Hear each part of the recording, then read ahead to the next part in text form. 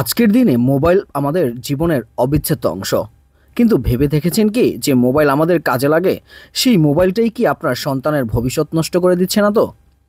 সারাদিন game, video আর social মিডিয়ায় ডুবে থাকা বাচ্চারা ধীরে ধীরে হারিয়ে ফেলছে পড়াশোনা, মনোযোগ, এমনকি শারীরিক ও মানসিক স্বাস্থ্য। তাহলে প্রশ্ন হলো, বাচ্চাদের মোবাইল আসক্তি কতটা ক্ষতিকর এবং আমরা অভিভাবকরা এর থেকে মুক্তির পথ খুঁজব কিভাবে? আজকাল আমরা প্রায়ই দেখি বাচ্চারা মোবাইল ছাড়া যেন এক মুহূর্ত থাকতে পারে না। সকালবেলা ঘুম থেকে উঠেই হাতে মোবাইল, আর রাতে ঘুমের আগ পর্যন্ত সেই একই অভ্যাস। এর ফলে সবচেয়ে বেশি ক্ষতি হচ্ছে তাদের পড়াশোনার। বইয়ের প্রতি আগ্রহ কমছে, মনোযোগ ধরে রাখতে পারছে না, এমনকি স্মৃতিশক্তিও দুর্বল হয়ে যাচ্ছে। কিন্তু ক্ষতি শুধু এখানেই সীমাবদ্ধ নয়। সারাদিন স্ক্রিনে চোখ রাখার কারণে ছোট ছোট বয়সেই তাদের চোখের সমস্যা দেখা দিচ্ছে।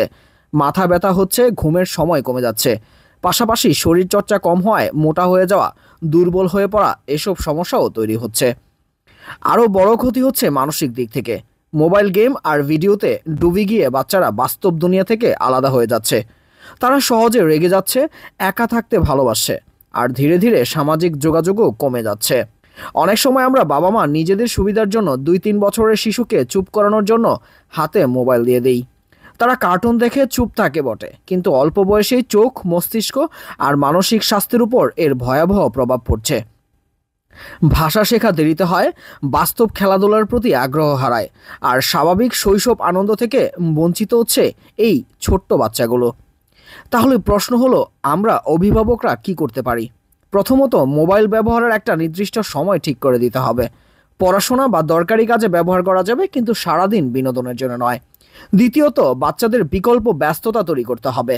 খেলাধুলা, বই পড়া, ছবি আঁকা কিংবা যে কোনো সৃজনশীল কাজে তাদের আগ্রহী করে তুলতে হবে। আমাদের নিজেদেরও সচেতন হতে হবে। আমরা যদি সারাক্ষণ মোবাইলে ডুবে থাকি, তাহলে সন্তানদের কাছ থেকেও অন্য কিছু আশা করা যাবে না। সবচেয়ে গুরুত্বপূর্ণ হলো সন্তানের সাথে সময় কাটানো, তাদের সাথে গল্প করা, হাসি খুশি মুহূর্ত ভাগ করে নেওয়া। এতে তারা মোবাইলের ভার্চুয়াল দুনিয়া থেকে বেরিয়ে বাস্তব দুনিয়ার আনন্দ খুঁজে পাবে। শেষ কথাটা হলো, মোবাইল খারাপ নয়, খারাপ হলো অযথা আসক্তি। আমরা যদি এখনই সচেতন না হই, তবে এই ছোট্ট অভ্যাসই ভবিষ্যতে বড় বিপদ ডেকে আনবে। তাই আসুন আমরা সবাই মিলে বাচ্চাদের হাতে মোবাইল নয়, বই, খেলাধুলা আর স্বপ্নের রঙিন পৃথিবী তুলে দেই।